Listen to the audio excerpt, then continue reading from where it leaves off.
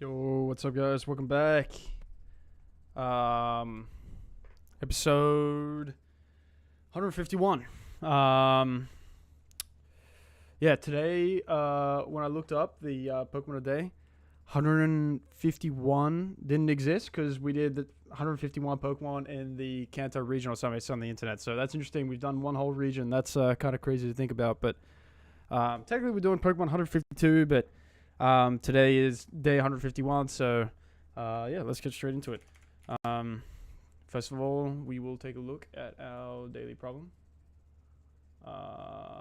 So we'll take a look at that. Let's take a look.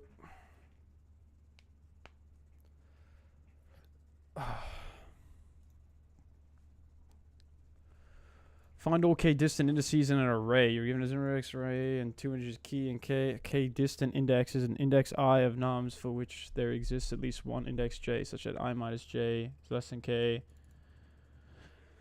Okay, I'm a little confused. Here nums 2 is equal to key. Nums 5 is equal to key. Okay. Integer array nums and two integers key and k. A k distant index is an index I of nums. Okay.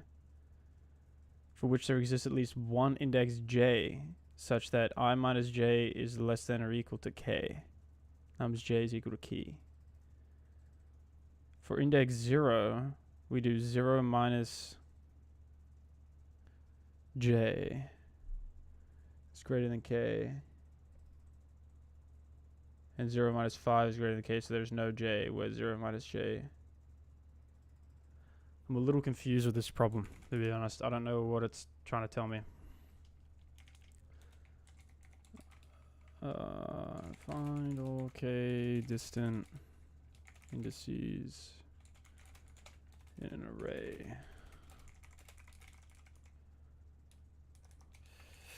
I don't understand the problem. Can you help me explain? Help explain. Man, I don't know what's wrong with my wrist today, dude. I feel like weird. You're given an integer array nums, an integer k. You need to find all indices I in the array such that there exists at least one index j when nums j is equal to key. Nums j is equal to key, okay. Where nums j is equal to key and abs I minus j is less than or equal to k, which means index I is within distance k from index j. Which means I is within distance k. So here's our j. We got a k of 1. This is our key. We see 9. Nums 2 is equal to key and nums 5 is equal to key. Nums 2. 0, 1, 2 is equal to key and nums 5 is equal to key. Okay, yeah, we see that. For index 0, 0 minus 2 is greater than k and 0 minus 5 is greater than k. So there is no j where 0 minus j is less than k. Nums j is equal to key. Thus that 0 is not a k distant. Index 1. So 1 is a k distant index. 0, 2 is a k. So 3 is a k distant index. So 4 is a k distant index. 5 and 6. Thus we return 1, 2, 3, 4, 5, 6, which is sorted in increasing order. Okay. So I'm thinking here we just do probably an n squared solution, a double for loop here. Man, there is something wrong with my wrist today, dude. I don't know what it is. I cannot even draw. Double for. We check the absolute value. If it's true, we just add, right? I think that's a basic solution right there. So, whoops. Let's start with that. Let's do for I in range length. Or actually, should we find the index of our j's?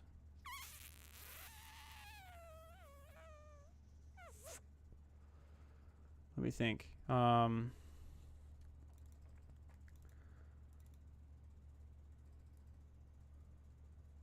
So if we find 9, we check everything within J. So for I in range length nums,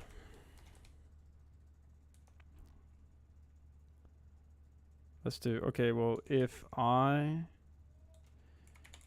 I is equal to key, then we enter this if statement and we loop it again for J in range length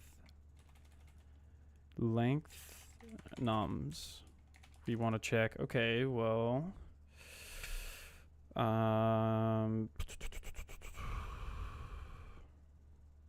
there's definitely a faster solution for this, I think, for sure. Probably an O(n) solution, but take a look here. For J in range length nums, we want to check, okay, well, if the absolute value of I minus J is it less than, or is it, what is it, less than or equal to K, then we want to add that J value, right? So we would have a res up here, just a simple res array. We would add here res.append. We would want to append J, right? Because we are appending our index value here, res.append J. It's less than K, we append J, and then we return our res.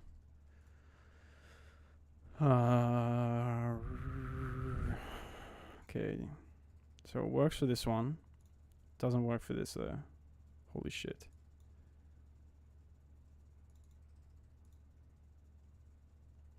So our key is 2.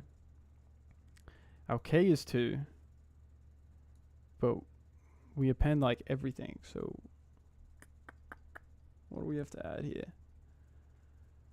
We get 2. Our key is 2. Right, and we achieve that. Our K is 2. So we're always going to enter this loop, and we're going to loop through. We're going to keep adding everything. So maybe this needs to be a set instead.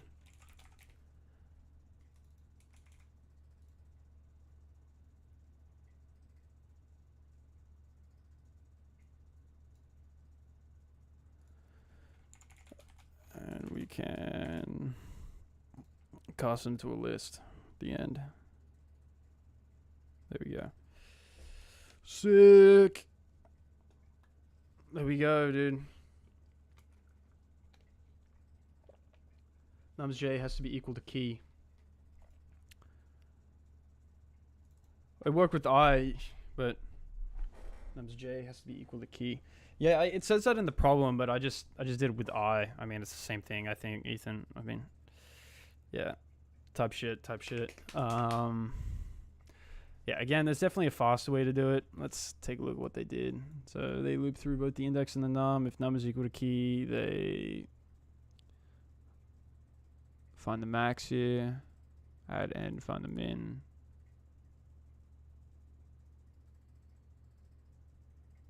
I wonder why this is faster. I don't know.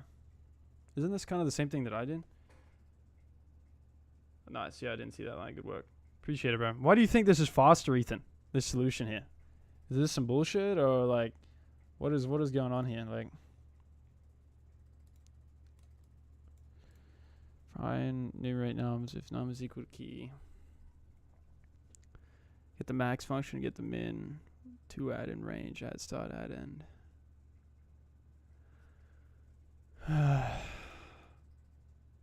It's because it's not looping through everything. That's why. It's not looping through the entire array. It's just looping through these distances here, whatever's valid, I think. And over here, they're doing separate here. They go enumerate nums. They append whatever the keys are. Then they loop over the range of length nums for J in INDJ. They check if it's less than, they append res. Do the same thing. And then they sort res. Interesting. They're reducing the range of the inner loop. Yeah. That's what I thought. Looping over the range. Interesting. Okay. Well, There's our first problem. Let's go, dude. Let's go.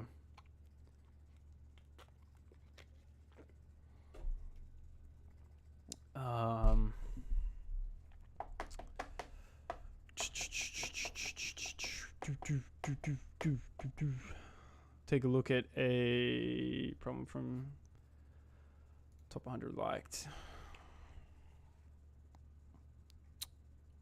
Combination sum. Let's take a look at this. Okay.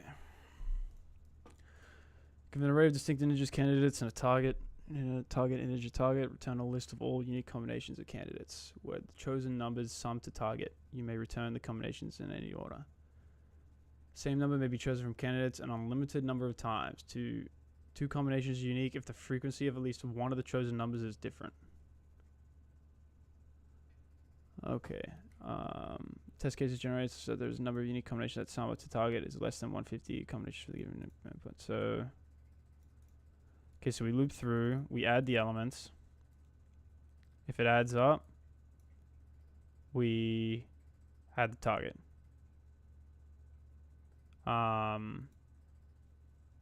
Okay.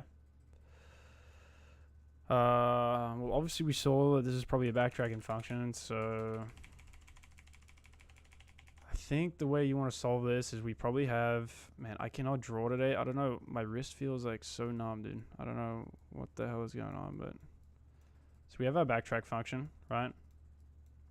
I'm thinking here we want to take in an I, meaning the index, and then we want to take in a cur, meaning the current list that we're looking at, right? So our base case here will be, well, if the sum of cur, I cannot draw, dude. What the hell is going on? I need to stretch out my wrist, man. Okay, so if the sum of cur, right? This would be our base case. We'd return or an append, right? I'm going to do a dot append, right? Dot a for append. And then the way we want to do it is we obviously just want to do a backtracking array, right? So we would first go to our next index, right? So +1.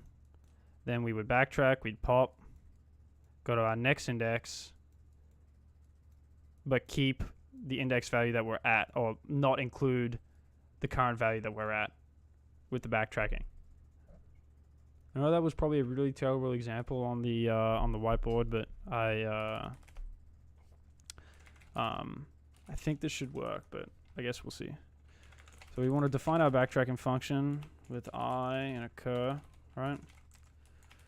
Probably want a base case here, right? And our base case that we decided was, well, if the cur, or if the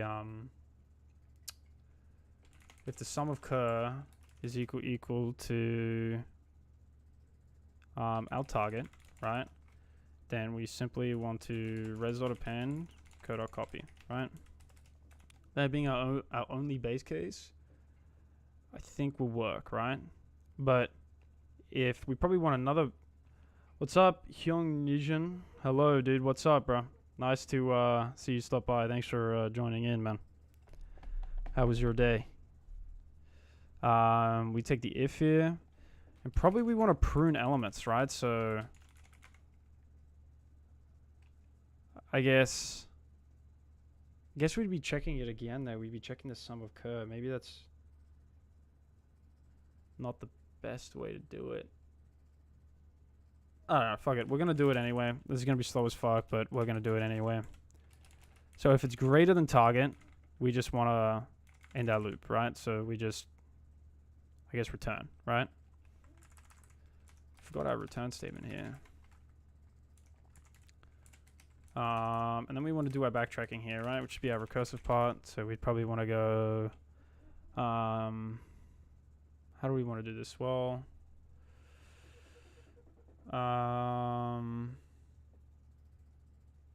can we just call backtrack on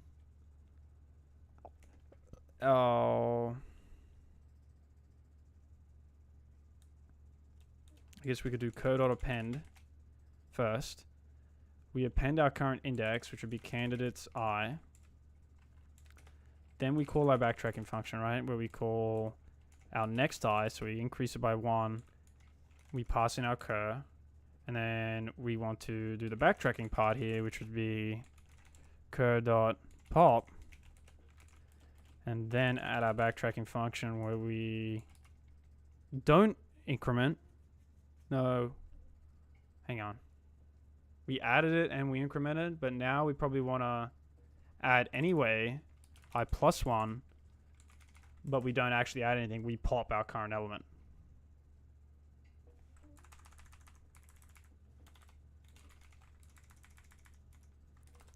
This solution is probably going to be slow as fuck. I don't even know if this is going to submit, but we'll see. We obviously need to call our function here, so we want to start off with that 0th element that we want to index from. Then we pass in an empty array, right? Really what we want to do here is we just want to return our res. Let's see what we get. I don't know. This index is out of range. Go from I. So we're going to need some sort of loop here. I think, well, if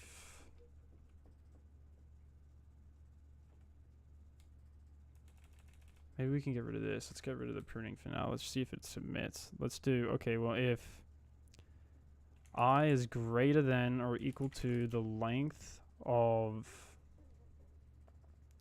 candidates, then we just want to return, right? Because we're out of bounds. It's greater than or equal to the length of candidates. Greater than or equal to, yeah, that should work. Let's see what this does. Okay, we returned something. We've got 7 here, but we didn't append this one. Why? I don't know. We appended 1. Only appending once. That's our issue. Why though?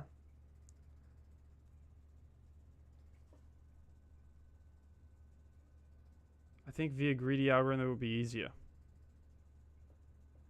What are you thinking, bro? Like, could you tell me what your thought process is? I don't really know what you mean by greedy. How do I think about it in a greedy way?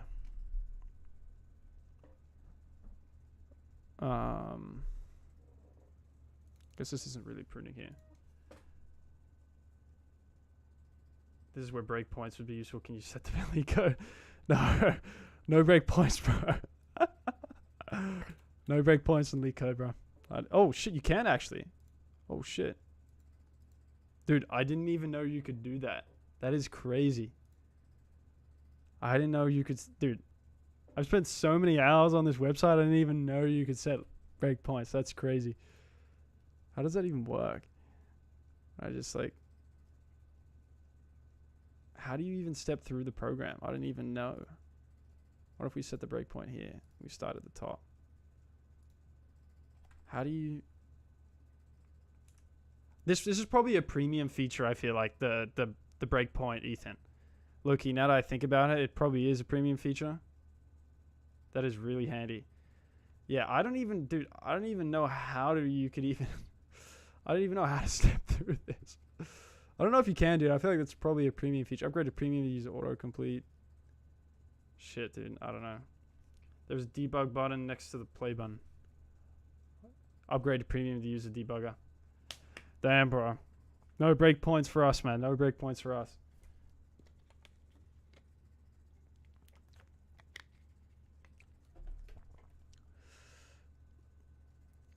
So sum is equal to target. The sum of cur is equal to target.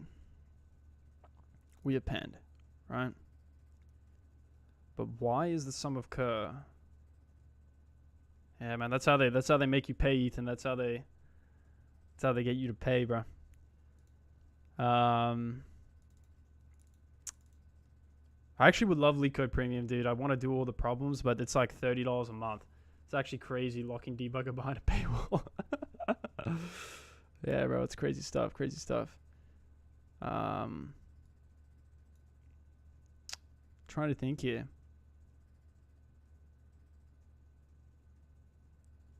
Why is this not printing? Why is this not adding again, dude? I don't know. Code auto pan candidate's eye. We backtrack. Pass and everything. This looks good. We handle if our I is greater, but if the sum of our cur is equal to target. So if the sum of the array is equal to target, which is what I want, we append. I don't know. I don't know, dude. I don't know why this is not.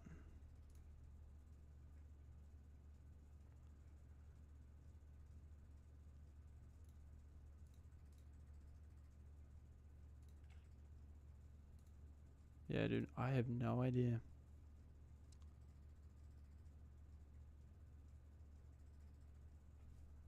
Man, if anyone can see why, please let me know, dude, because I do not know. Sum occur is equal to target. Res.append. Return. Return the copy. I is greater than or equal to the length of candidates, right? Checking our index here.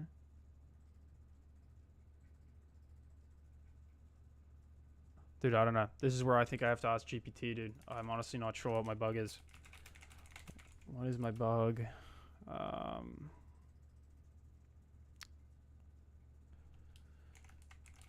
not sure why I am only pending once. Let's take a look. Key issue is how you're handling the repetition in the candidates. You're always moving I+1, meaning each candidate is used at most once, which is incorrect. In combination sum, you're allowed to reuse the same candidate. Pick again. So you should call backtrack I, not I+1, when including the candidate. Ah, okay. Oh.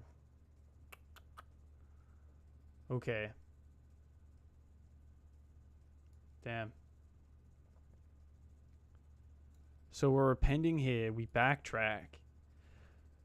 But what our issue is that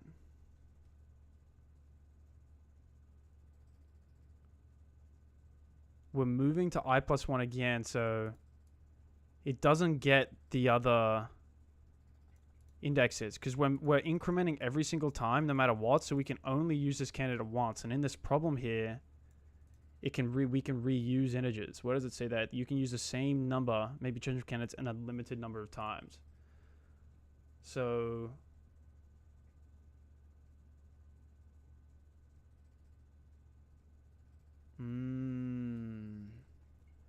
what an interesting way to do it. So what they do here is they include a total in the parameter. We append here, but we don't increase, right? And we do cur, and we add our total to be our current total plus our candidate's I. And then what we do here is we pass in our cur, and we pass in our total plus our candidate's I. Which means here now that we can use our current index again.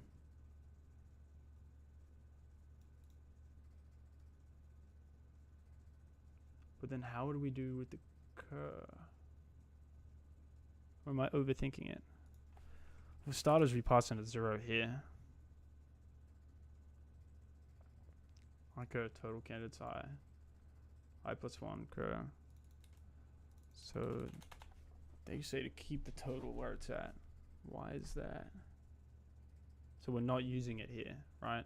Because we were to do, okay, yeah, if we would plus the candidates here, we'd be using it multiple times. So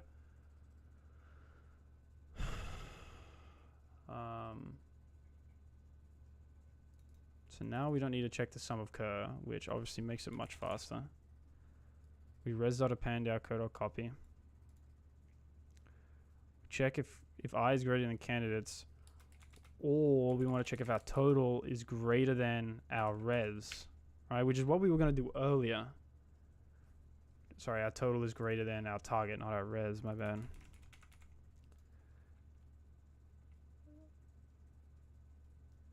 What are we missing here? We gotta wait a little bit. LeetCode Premium, bro.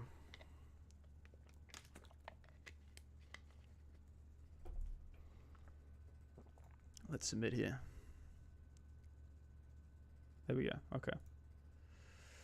Sick.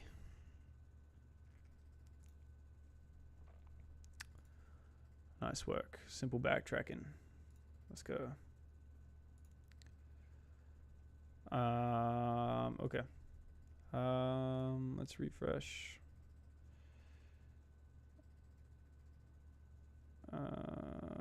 Let's do something different. Take a look at subsets. Complete. I think this is a complete opposite problem. Given an integer array knobs of unique elements, return all possible subsets. The solution set must not contain duplicate sets. Return the solution in any order. So, solution set must not contain duplicate subsets. Return the solution in any order. So we have our nums here. We have each subset, right?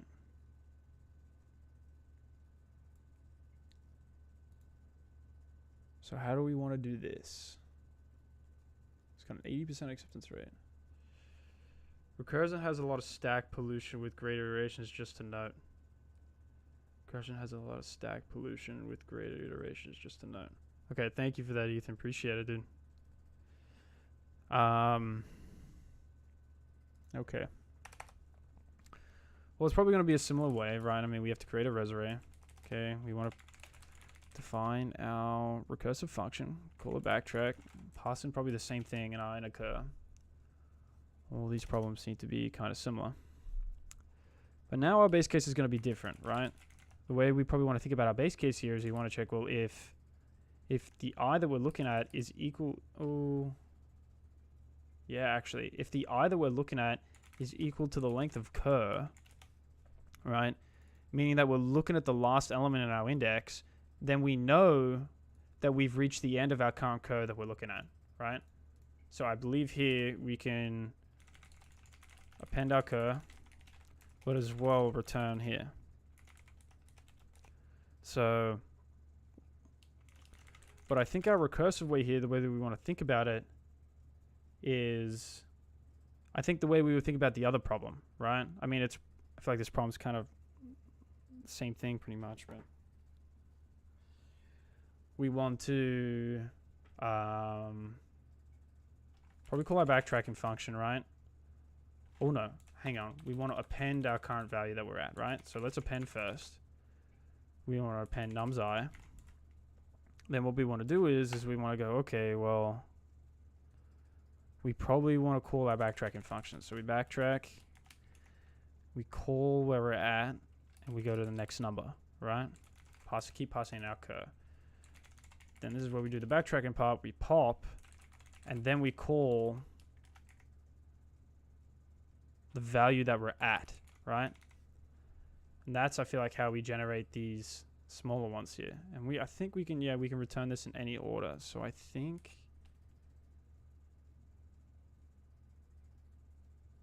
this looks good. Let's return our res and call our backtracking function.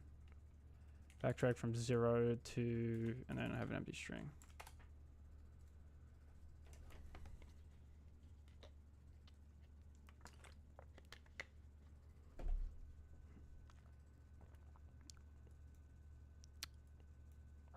Okay, we're not appending anything. Okay. Why? Why are we not appending anything? This is definitely where you need a debugger. Seems like it makes sense in my head sometimes, but it doesn't. We backtrack I. We go to the next element with that current number. We come back. We backtrack. We take away the element, and then we go to the next one. If I is equal to the length of cur. Oh, the length of cur minus 1. Right? Yeah, the length of cur minus 1. Could that be our issue here? We never actually get to the end. We're out of range now.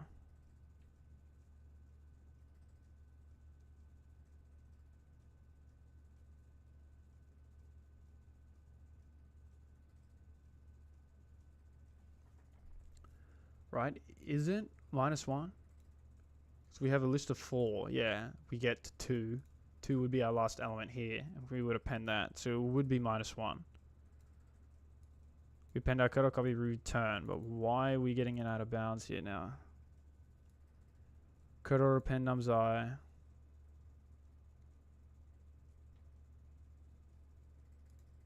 Because wouldn't it catch it here? As soon as we get to I is equal to this, we would return. So why would it be out of bounds? Maybe we need to do our base case. Maybe it needs to be, well, if not nums, we return an empty string. Could that be our issue? Nope. Okay. I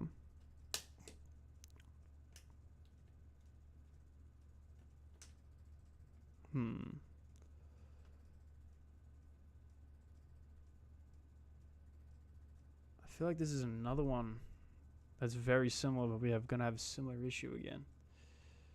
This time we're getting an out of range error, but I don't know. Why are we getting an out of range error, man? So we can't add duplicates, right? So we don't need to.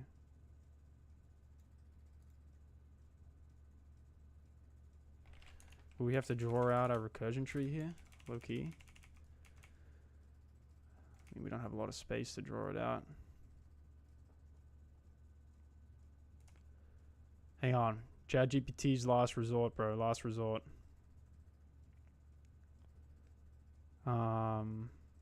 Okay, so we start off with this, right? We can do 2 things. We can add code or append. So we can go to 1, or in this case, 1. I think this is actually, believe it or not, this is the first time it would be possible to solve this one with a stack instead of using a recursive function. May make it easier to think about.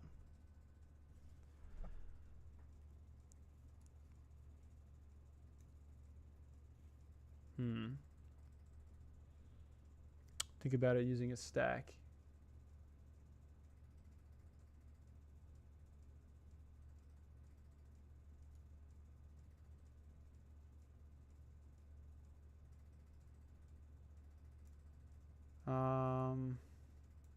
Trying to think.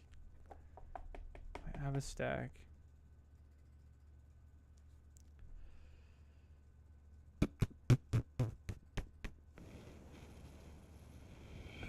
Can you explain why a stack, Ethan?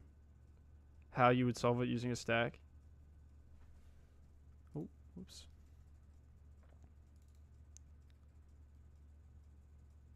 Maybe we need some sort of like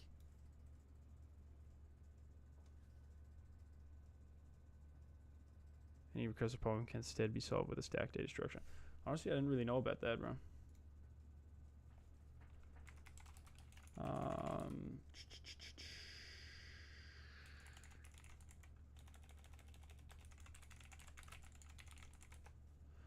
What happens when you run a recursive function? It calls itself again. Instead of using recursion, you can solve this iteratively. Create an empty subset res, then for each number in the input array, take all existing subsets and add the cur num to each of them.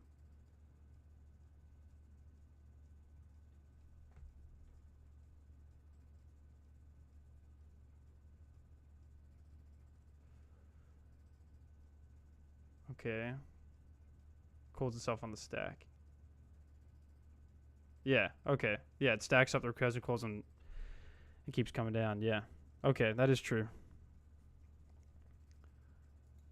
Totally forgot about that.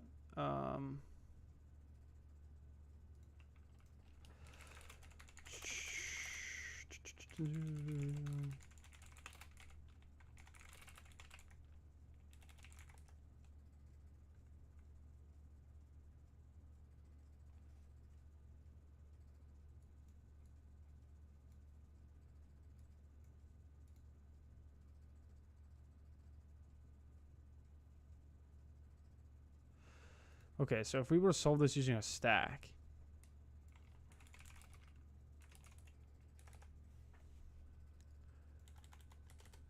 we can stack.append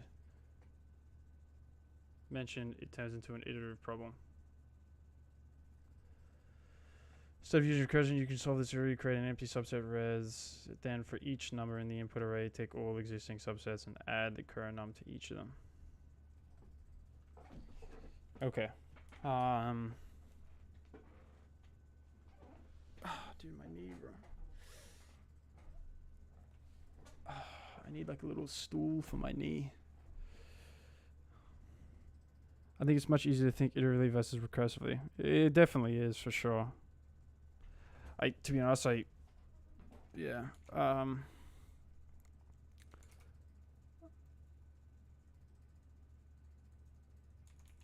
Right, index and our current element while stack. We probably want to pop from here, so we would go, okay, index and I guess like call it list nums is equal to stack.pop. What do we want to do with that? Well,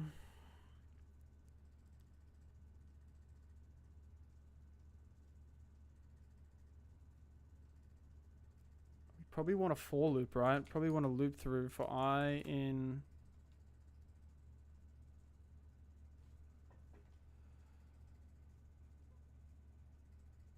code from our index.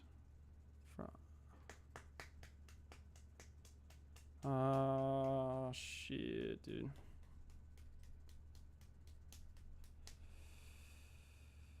Now it makes me think in the recursive function we probably should have used a for loop. In range, we go from the index that we're currently at, and we go through the length of nums, right? And we would stack.append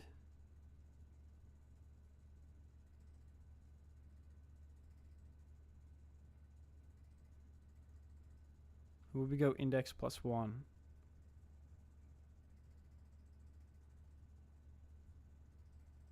Stack.append our I that we're at and our list nums dot append dot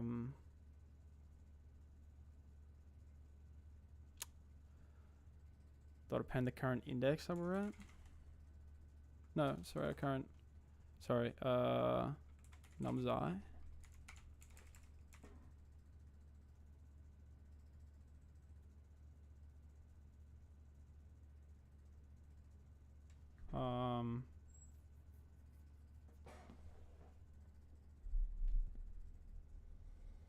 Like res is that, then with, for example, 1 you get res 1, then with next like 2 we get res,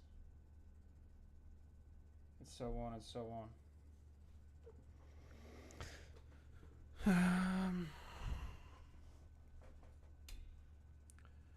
So you're saying making a list of a list, then with, for example, 1 you get res 1, then with next like 2 we get res. Oh, okay, I understand what you're trying to do here.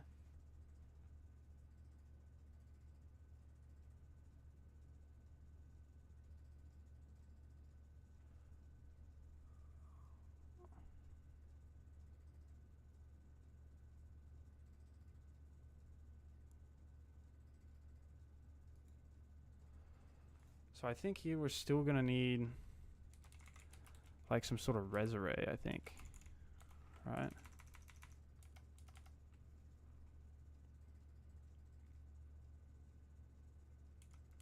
Res.append our current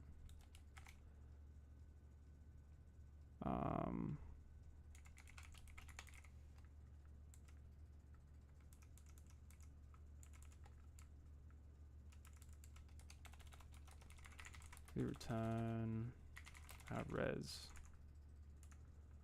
for I in range index length nums stack.append I. Let's see what this gives us. There's no attribute append.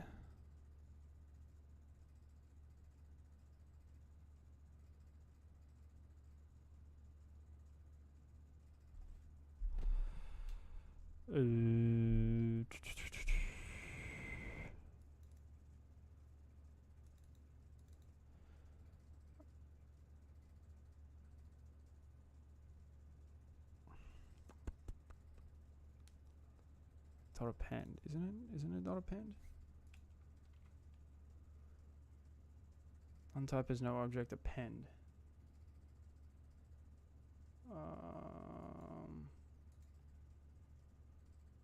Why doesn't this have an append? Isn't this a list?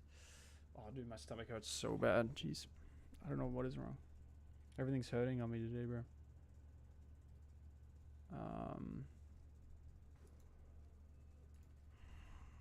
Non-type object.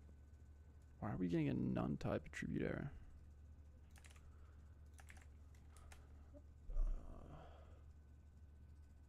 Try to call dot append on something that's currently none.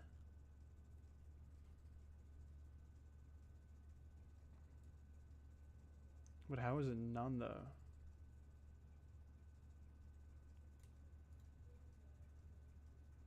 Does anyone know why this could be none?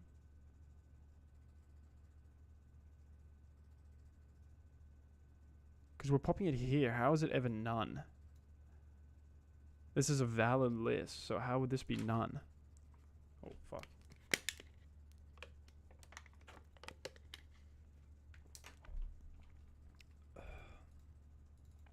We're appending it here. We're adding each value from the current index to the length of nums. Then we're appending that.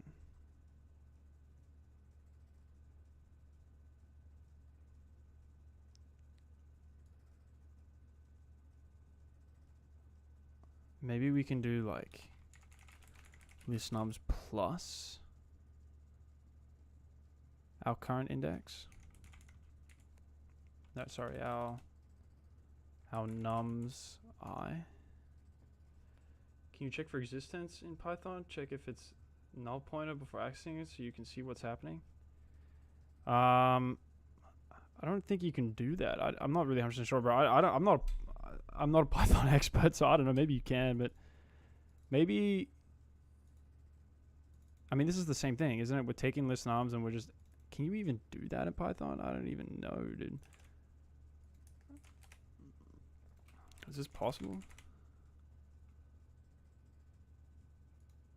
Okay, so this concatenates two lists. Okay, so this should work. Can only concatenate list, not int to list. Do we have to make this into a list? Is that crazy? Casting it into a list? Is that insane? Or is that... Okay, that doesn't work. Memory loading.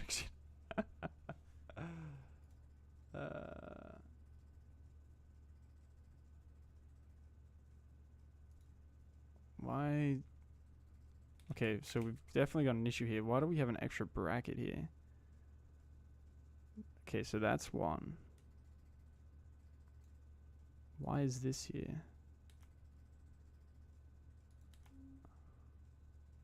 Okay, maybe we had a little syntax issue here.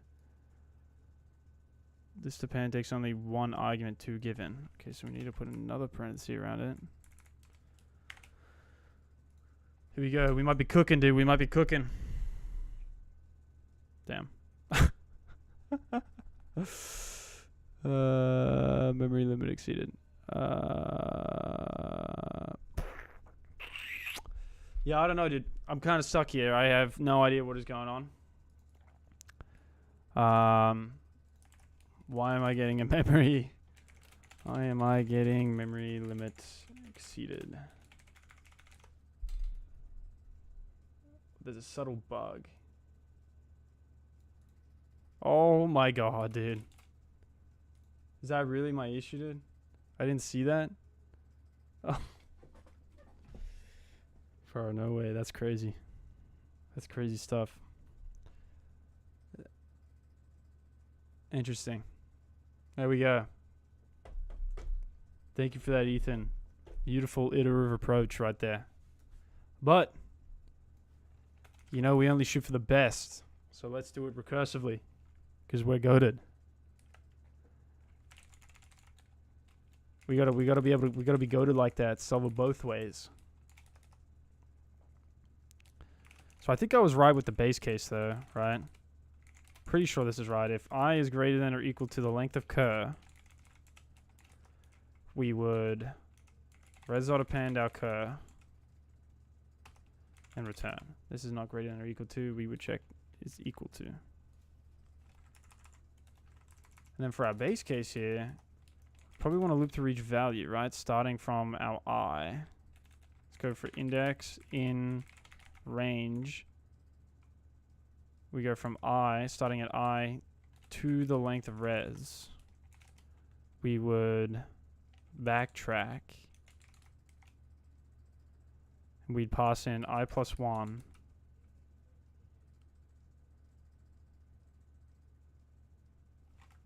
And our current cur. We would append here, cur.append our nums I. And we would go cur.pop. And then backtrack from the current I that we're at. But are we're going to get another memory error there, dude? I don't know. I think this is where we went wrong before. We needed the for loop. Backtrack I. 0 cur. And we return res.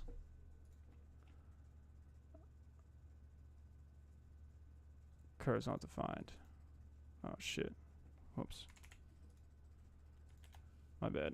My bad, bro.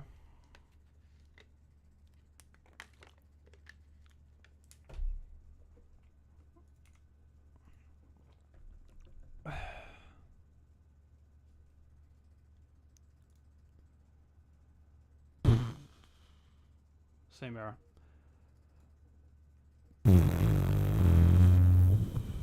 Oh. Need a -1 here. Low key. Nope. Didn't make a difference. Go from I.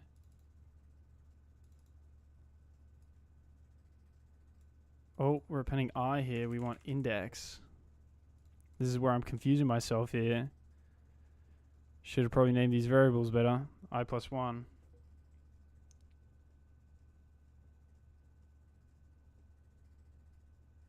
Possible cache memory efficiencies. Just something to consider. Every function call and recursion involves stack frame creation, return address storage, parameter copying, possible cache memory inefficiencies. Yeah, that sounds awful. These overheads accumulate, especially in inner loops or frequently accessed systems. So does that mean, have you ever really implemented a recursive function in what you've done at King's Isle, Ethan? Have you ever like implemented something like recursively? I'm just curious. Like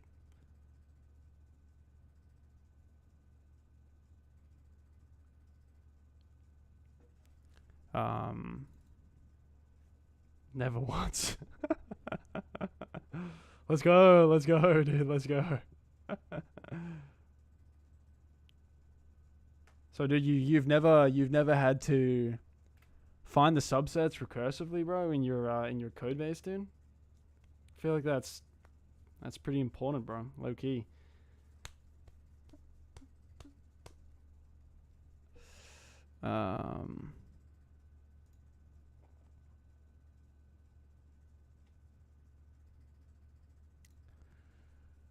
Keeping track of stack yourself is much more efficient if you have to, but typically knowledge of data structure is more valuable in real-time systems. Algorithms are used if you can't cache things. Yeah.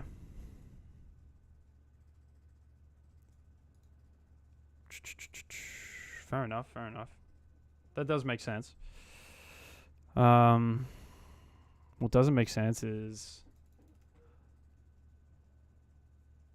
Bro, I don't know. I don't know why this isn't...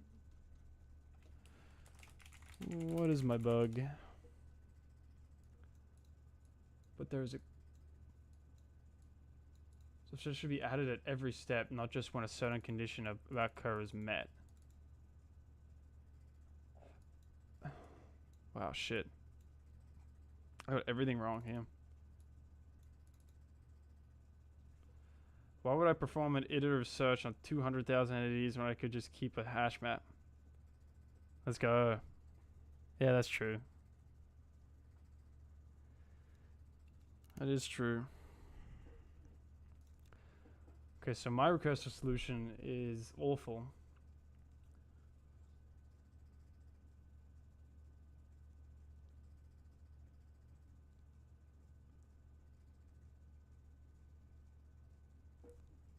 Yeah, this is stupid. I just realized, why would I do this?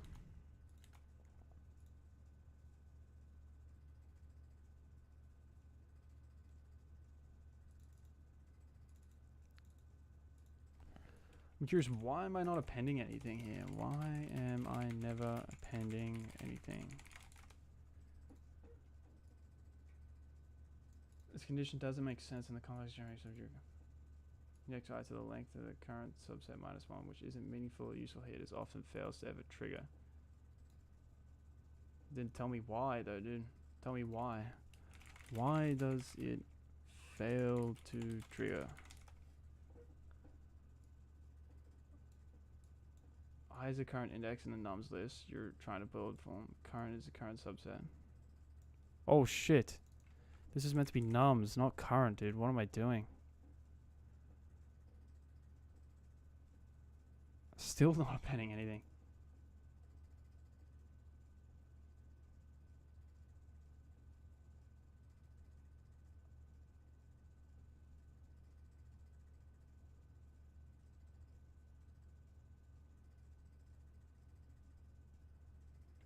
I is equal to the length.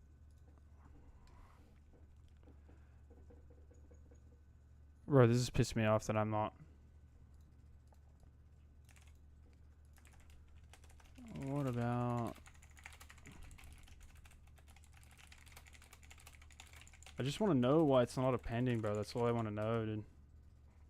I don't give a fuck about the problem.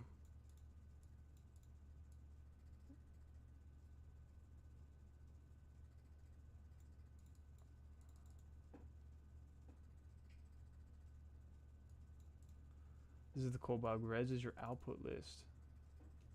Bro, what am I doing here? Going through the length of res, bro? Oh, here we go. Finally, dude. We're appending something. Okay. Do you have a Python debugger on your PC? No, I don't, bro. I've never installed one, actually. Not for a little while. I just do these on here, dude. Think about them. That is why. I mean, dude, like, look at this. Like, I just was looking at a bug for what, like 10 minutes, and I just realized that this was wrong. It was meant to be nums, and I realized this was wrong. Like, I just make like stupid mistakes, like stupid shit. Like, how do I even, like, I was comparing this to res when res is empty, so of course it's never going to append anything. I'm just blind when I'm looking at the stuff.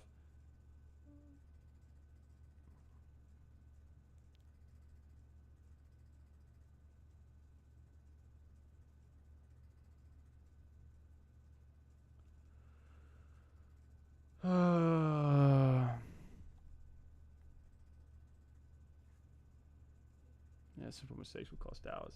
Yeah, exactly. I mean, I just, yeah.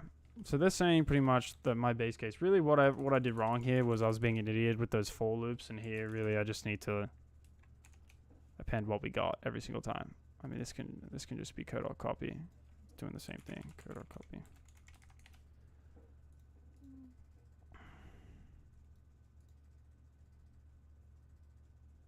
What do we got here now? 1, 2,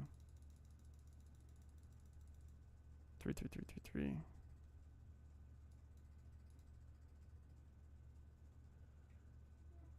3.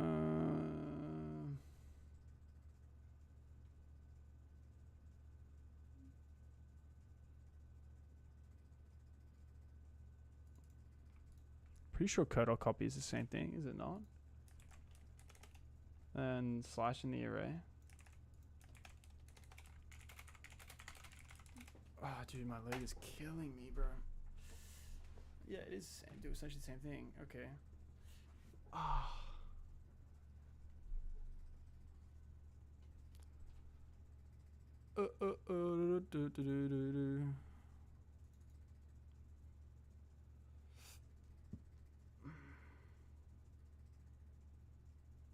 Oh.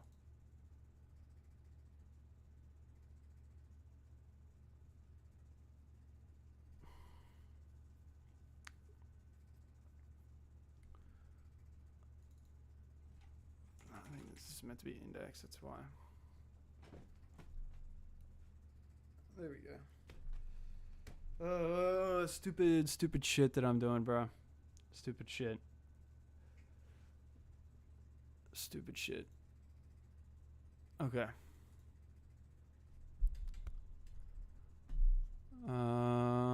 Let's do something different we haven't done. I want to finish off this leetcode 75.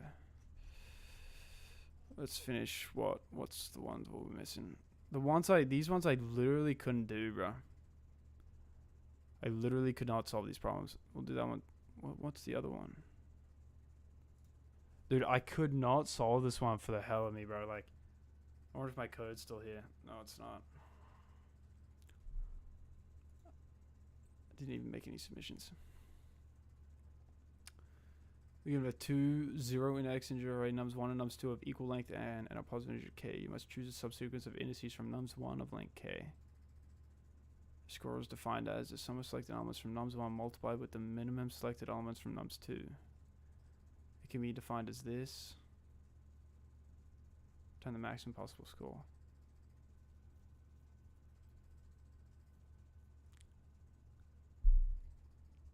Overall, though, I think you did. I think if you did install Python IDE debugger and use to understand problems instead of ChatGPT, you would learn more.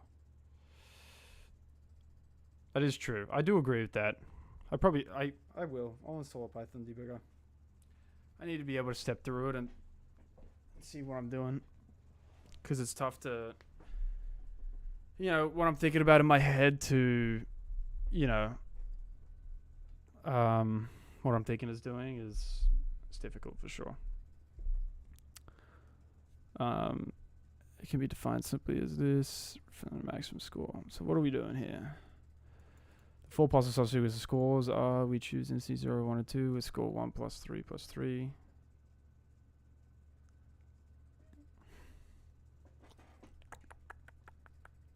You actually understand what we want to do. Of equal length n. You're given 2 0 index integer arrays. Okay. Positive integer k. You must choose a subsequence of indices from nums 1 of length k. Okay. So you can append whatever, just of length k. Use I k minus 1. Your score is defined as the sum of the selected elements from nums 1 multiplied with the minimum of the selected elements from nums 2. Return the maximum possible score. A subsequence of indices of an array is set that can be derived from 0, 1 to n minus 1 by deleting some of the elements. Okay, so we can choose 0, 1, and 2. Right, so we get 1 plus 3 plus 3 times 2, 1, 3, which is the minimum elements in nums 2. And we get 7. We choose the indices 0, 1, and 3 with a score 1 plus 3, 2.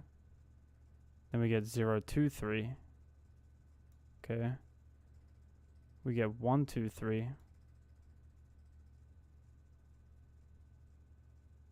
Okay, so we have to generate the subsequences of 1. Then generate find the minimum. And the minimum is always the same. Oh wait, the minimum changes. Wait, hang on. I thought the minimum was going to be the same.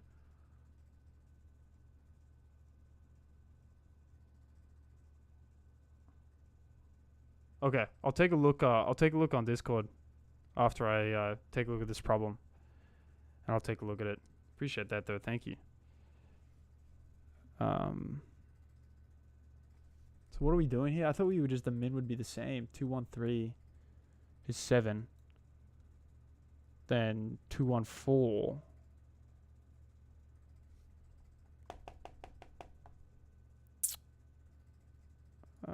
2, 3, 4. So we do 2, 1, 3, 2, 1, 4. So we're doing 2, 3, 4. Oh, okay, we're doing the subsequences as well here, but we're taking the minimum of these numbers and times it with the minimum. So 3 plus 3 plus 3, 6, 8 times 1 is 8. Ah, okay. I understand. So... okay, I understand what we're doing. What is the best way to solve it, though? I don't know. Can we just generate the subsequences?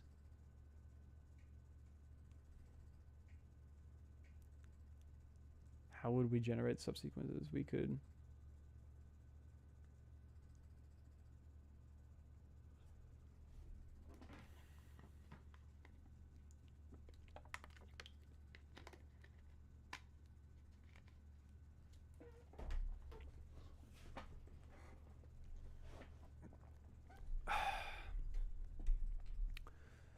generate these subsequences. Let's take a little discussion. I'm curious. I like reading this. Don't know that medium is an appropriate difficulty form, but it's very similar. Hell, the argument is essentially the same to maximum performance of a team, which is a hard problem.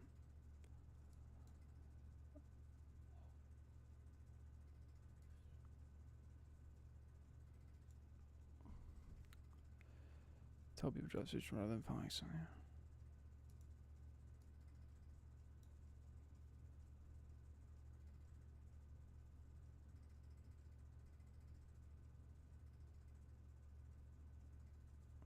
For those who are thinking about DP, that's a dead alley. Try something else.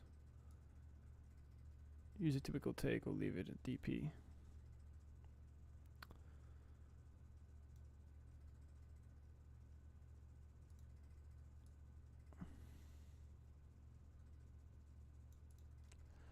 Yeah, honestly, I'm not really 100% sure. My only...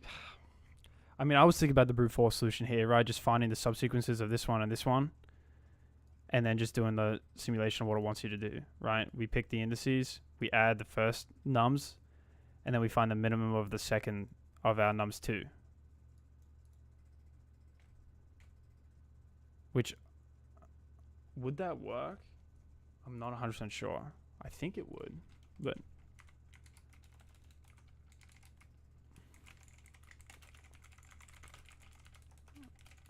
let's see, with the brute force approach...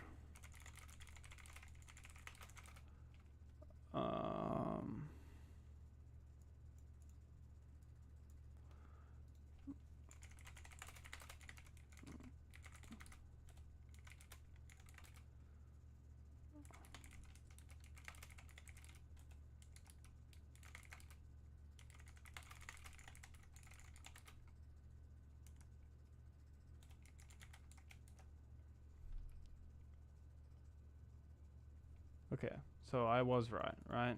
We select K indices, which we're given K.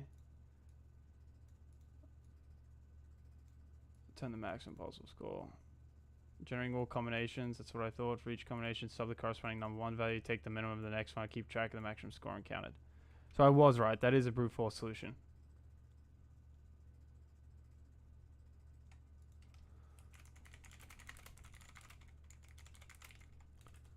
The brute force solution.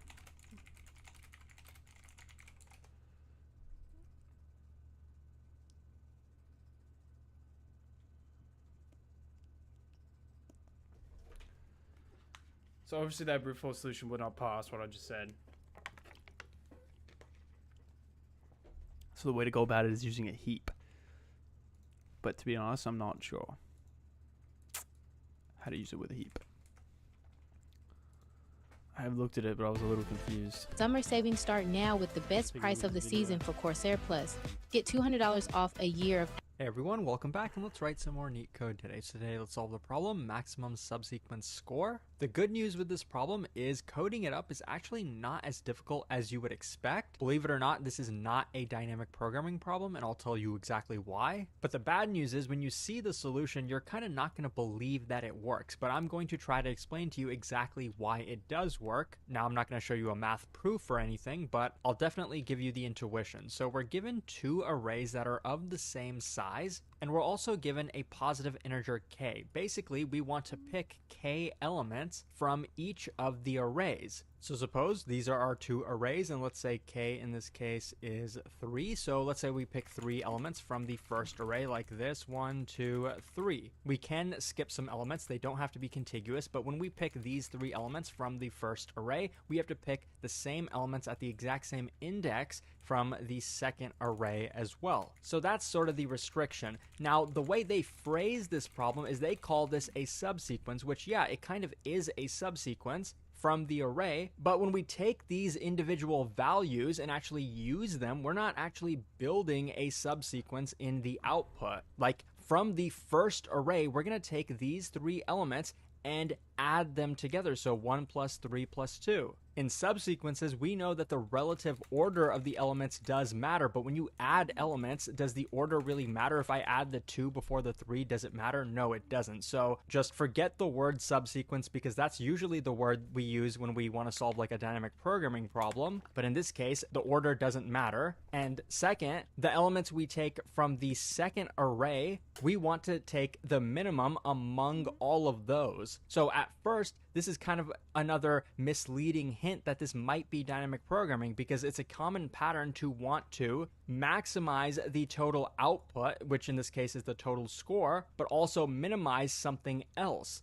But in this case, when you actually very carefully read the problem, this is the equation that we want. We want to add the numbers from the first array, so 1 plus 3 plus 2. So this is from nums 1. And then from the second array, we want to take the minimum among all of those elements, 2, 1, 4. But we're not actually trying to minimize anything. Yes, we have to take the minimum from all of these, but we want to then multiply this by this, and we want to maximize this entire thing. Now, how do you maximize it? Well, you probably want to maximize each of the numbers in the first array, and you probably also want to maximize all of the numbers in the second array. So we don't have conflicting priorities here. Really, we're trying to be greedy. We're trying to maximize everything. So that's a bit of a hint that this is not dynamic programming. We can solve this another way, a greedy way, but it's still not very simple or intuitive on how we can do that, because there are going to be cases where we have conflicting priorities, because there are going to be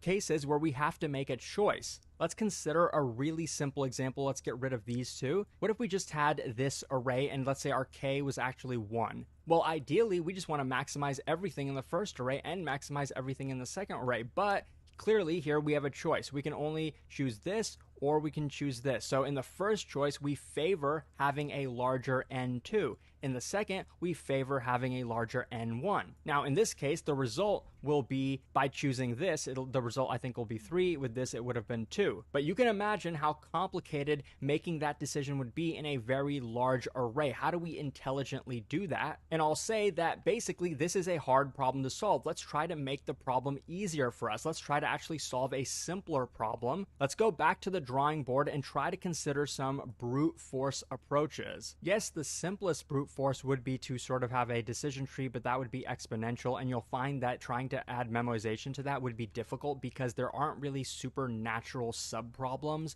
with this like array of numbers. It's hard to formulate that as a dynamic programming problem. The idea we can use is a little bit more simple. We know that in the second array, yes, we're going to take like a handful of elements, but there's only one of these elements that really matters, and that happens to be the minimum. So why not try to formulate the problem in such a way where we consider every single element as the minimum and try to find what's the maximum score we could get if 1 happened to be the minimum? Well, there's only a single 1 and we do need 3 elements. I don't think we can have less than 3 elements when we calculate a score. So in this case, we have to kind of keep adding. Well, which one would you rather add? The 2 or the 3? Well, it's kind of hard to say the way we're going through this right now because we're starting at the smallest. Pete Gordon invests the way he wants to invest, with no minimums. Why not try to be greedy like I mentioned earlier? Why not start at the biggest and say, what if 4 is the minimum in the second array? What's the maximum score we can get then? Well, there's only a single 4, so that's not even possible. So naturally, the next question to ask would be, what's the maximum score we can get where 3 is the minimum? Why is that the natural question to ask? Because we already have a 4, and if we add a 3, we've updated our minimum to now be 3. Now, finding those elements in order is not going to be easy unless we actually sort the arrays, but we know we kind of have to keep that one-to-one mapping for elements from the first array to the second array. So what we do is create an array of pairs, but then sort the array in descending order based on the values from the second array. So when I take this and sort it, the output would look like this. So getting rid of these first 2, and the output is now going to, well, the input is going to look like this. So an array of pairs, now I did draw it as 2 arrays, but we're going to have a single array. But now going back to that idea of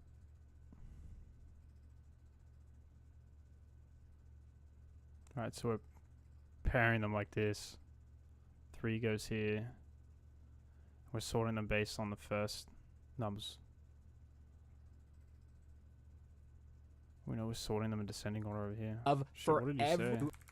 order based on the values from the second array. So Okay. when I take this and sort it, the output would look like this. So getting rid of these first 2, and the output is now going to, well, the input is going to look like this. So an array of pairs, now I did draw it as 2 arrays, but we're going to have a single array. But now going back to that, is that the natural question to ask? Because we already have a 4, and if we add a 3, we've updated our minimum to now be 3. Now finding those elements in order is not going to be easy unless we actually sort the arrays, but we know we kind of have to keep that one-to-one mapping for elements from the first array to the second array. So what we do is create an array of pairs, but then sort the array in descending order based on the values from the second array. Don't have enough elements with this as the value from the second array, so then we kind of expand. We have 2 elements now, and we're asking a new question. What's the max score where this is the minimum? Again, we don't have enough elements here, so then we keep going in this order now. Now we ask the question, what's the max score where 2 is the minimum? And now we finally have reached that threshold of k elements, so we can finally actually calculate a score. How are we going to do it? Well, we don't even have to keep track of the minimum, because every time we add a new element, that is going to be the minimum from the second array. So it's not like we have to take the minimum of all these k elements. That's kind of the neat part here. So our minimum is 2 from the second array. And as we go in the first array, we probably should keep a running total, a running sum of each element. That should be easy enough though. So here we would have accumulated 2 plus 3 plus 1 multiplied by 2. That's going to give us a score of 12. Now that does happen to be the result in this case, but that was too easy.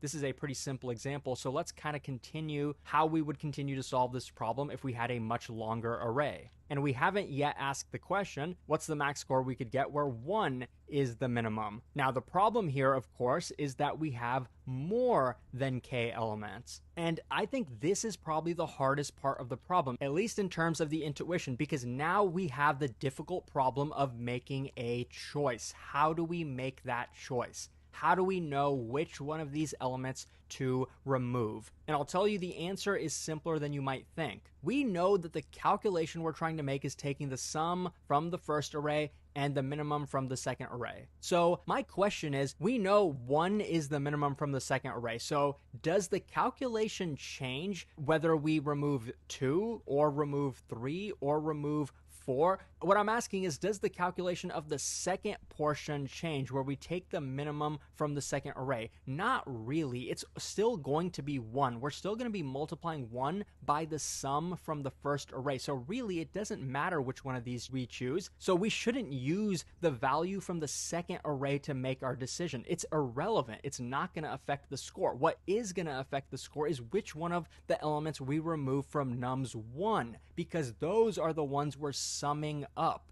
That's the main idea behind this problem. It's not simple to come up with, but now that you see it, I hope you understand it. So now here, when we are making the choice, which one do you think we should remove?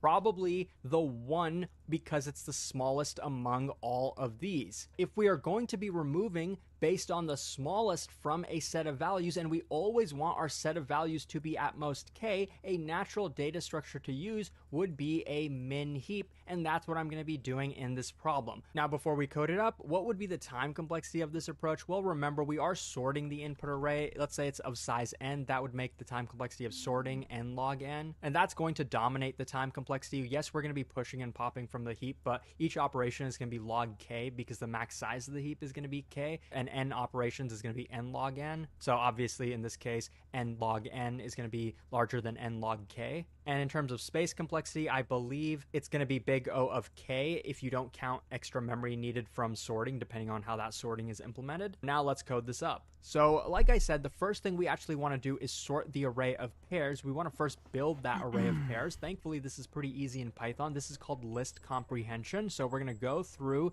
every pair of elements. And before we do that, we can actually zip the two arrays, nums1 and nums2. Unpack those variables. And then for the array, we want to add a pair. I'm going to do it like this. This is actually a tuple. I guess in this case, it probably doesn't matter. You could also use like a sub list or just a tuple like I'm doing here. Then we want to sort this. So we want to do a slightly custom sorting algorithm. We want to pass in our pairs and we want to sort it based on the second value in the pairs. So we can use a lambda function. We have to specify the variable with key for sorted. That's just how this sorted method works. If you want to sort it based on some key, you have to specify that. What did he just type? List comprehension. So I think he's looping through n1 and n2 in nums1 and nums2. So there's like looping through nums1 to nums2, and he's zipping. So I think what that's doing is he's zipping both. I think it. To be honest, I'm not a Python pro, but I think what this is doing is it's just creating tuples. It's creating a new list of tuples of the element. Hang on, I'm fucking so bad at explaining. Let me just show you. So I think what he's doing. Right, so we have a list here.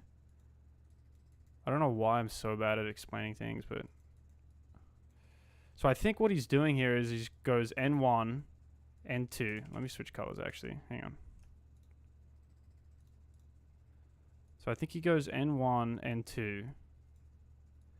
And what he does is he loops through this with a for loop, loops through this, and he zips nums1 and nums2, which means he zips these together, these together, these together, and these together, and then adds them into a tuple. So now it's going to look like 1, 4. I'm not 100% sure this is right, but I think this is what he's doing. 3, 2, 4, 1. Right? Like this. And this is his array now. So I think that's what he's doing. And now what he's going to do is he's going to sort them with a lambda function based off, I think, the second value, right? Which means it's going to sort these tuples in the list in descending order, because that's what he said in the video. Zip, it does this. I think it puts the elements together. I think that's what zip does, but I'm not. Zip function is a built-in function that takes one or more iterables as arguments and returns an iterator of the tuples. Each tuple contains elements from the input iterables at the corresponding index. So I think that's what I said, but I don't really know how to explain it, to be honest. Yeah. Yeah, like what I drew here. Yeah. Sorry, Ethan. I'm so bad at explaining. I'm sure you already know that. I find it so hard to explain things in my head. But yeah, anyway. I forgot what this is called, maybe a named parameter or something like that. But we can pass in an inline function, aka a lambda function, which will take a single parameter, which I'm going to call p for pair, and it will sort it based on the second value in that pair, so at index 1. And we also would probably want to sort this in descending order. So we're sorting this in descending order based on nums2, and then we can reassign pairs to that, because I don't think this actually updates pairs, so we do have to have that line. Now, to build the min heap, well, initialize the min heap, it's going to be empty, and I'm going to keep track of two variables just to make things a little bit easy. Well, one, I think we definitely have to keep. That's because most computer science thinking concepts and pictures, not words. I struggle explaining my thoughts too, trust me. Yeah. I 100% agree with that. I actually never really thought about that. That is really interesting. My girlfriend always tells me that I'm so bad at explaining things. Like anything what it is, like even if it's the most like simple thing, like I struggle to like tell it to her in words. I feel like it's like what you said, it's easier to like, you know, put it on a diagram like this and, you know, show it like this. I just, yeah, I don't know. Maybe I'm an idiot. Keep I track don't know. of the But sum, the N1 knows? sum. And I'm also going to keep track of the N2 minimum like this. So N1 sum is initially going to be 0. The minimum we can probably just set to float of infinity because we're trying to minimize it. Or if you don't remember how to set it to float of infinity, another valid value would probably be to just take the max from nums2, but I'm going to set it to infinity. And for now, we're going to initialize our result, aka the max score. yeah, it's because you see it in your mind, but have to look up names after you see it so you can explain it. Yeah, I agree. That is true. To 0 as well. But then we're just going to start going through every pair in our list of pairs. So N1, N2, we're going to unpack these from each pair. And first thing we want to do is just update our current N1 sum using N1.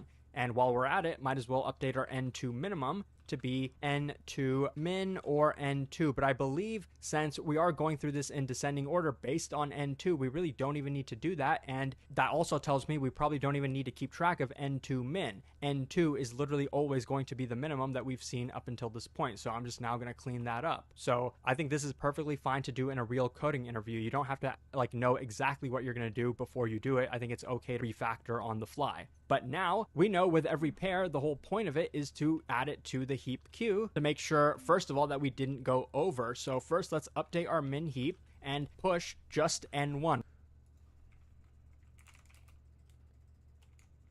Is heap in Python default to min?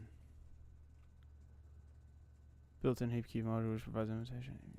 Defaults to a min heap. Okay, that's what I thought. I just couldn't remember. And remember, that's all we need to pass in. We don't even care about N2 because when we're deciding which element to remove from the heap, we only take N1 into account. So now the first thing we want to check before we try to update our score is, have we gone over the length? Has the length of this heap exceeded K? If it has, we should probably pop from that heap, and we can do that like this. So this is the N1 that we popped, so I'm going to name it slightly differently, N1 pop, and this is also the value that we want to remove from our N1 sum. So we're going to decrement our sum by the N1 pop value. Of course, I could have just moved this variable up here, but I don't think there's anything wrong with being a little bit more explicit. Now we can be sure that our heap is of valid length, but it's possible actually the heap could be less than K. The length could be less than K. So also add an if statement to check that it's exactly equal to K. And if it is, now we can start updating our result. And we know we're trying to maximize it. So we're going to take the max of the current result as well as, remember the formula is N1 sum multiplied by the minimum from N2, which we know is going to be whatever we happen to push right now anyway. And I believe that is the entire code. So now we can just go ahead and return the result out here to make sure that it works. And as you can see, yes, it does. And it's pretty efficient. Return the result out here to make sure that it works. Okay, I want to study this because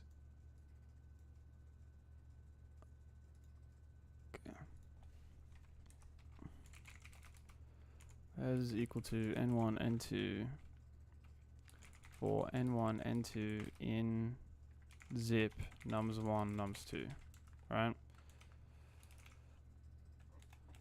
Then we go, I guess we want to sort it, right? Sorted nums is equal to, shit. Under functions, syntax, Python.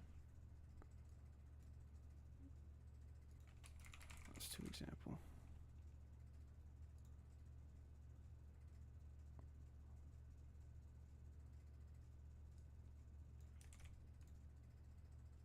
I think we go like sorted lambda I. Man, I just never really remember the syntax pairs too. We need pairs here, key. I don't know.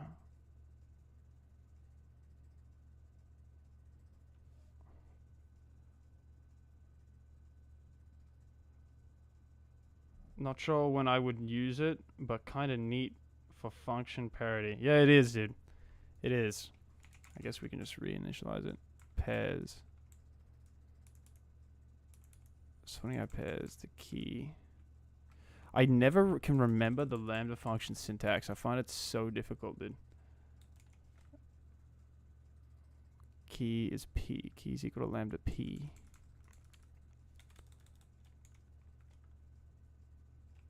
Why am I putting 2? 1. We go from 0, reverse. Is equal to true. Okay, so we initialize our min heap, right? We create the n1 sum is equal to 0. We have our res to return, right? We loop. Yeah, until we get lambdas in C++. Yeah, wait until we get to lambda C++ law. We can go over that today if you want. Yeah, we'll do that. We'll do that. I'll call you after this. In pairs. Alright, so we loop through our function. Let's get that visualization here. Print pairs. Make our heap. We loop through our heap now, right? What do we do? Okay, we add the sum. Plus or equal to n1. Right? Plus or equal to n1.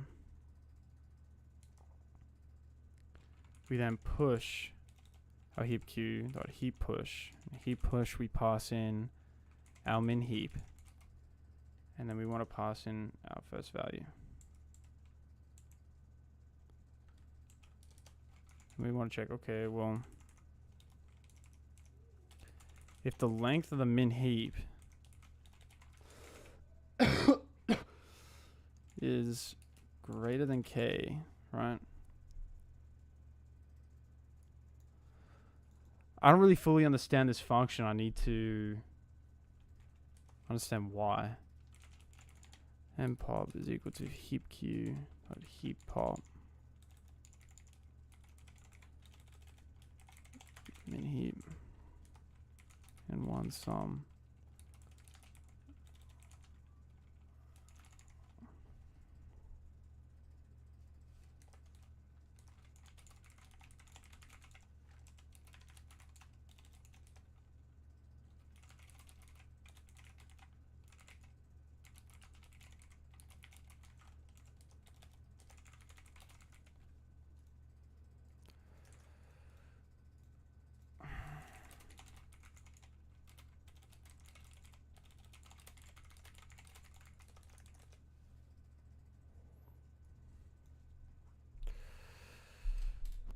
Just casing to see score. So we select numbers on. Okay, yeah, maximize the score.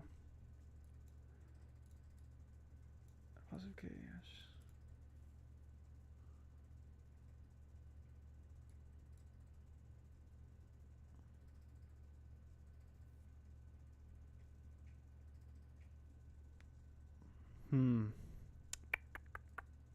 It's a tuple sort of position on y because min's nums2 is in a selection determines the multiplier.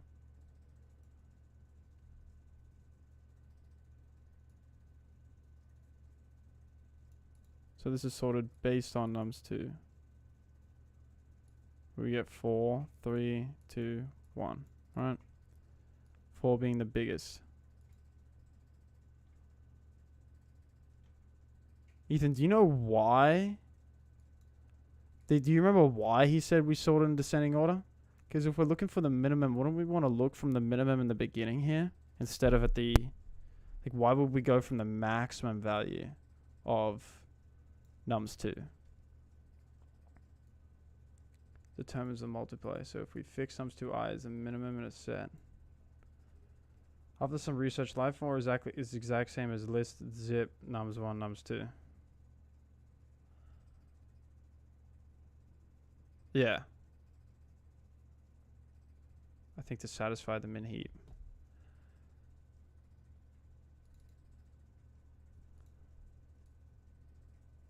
Find the best k nums1 values among those with nums2.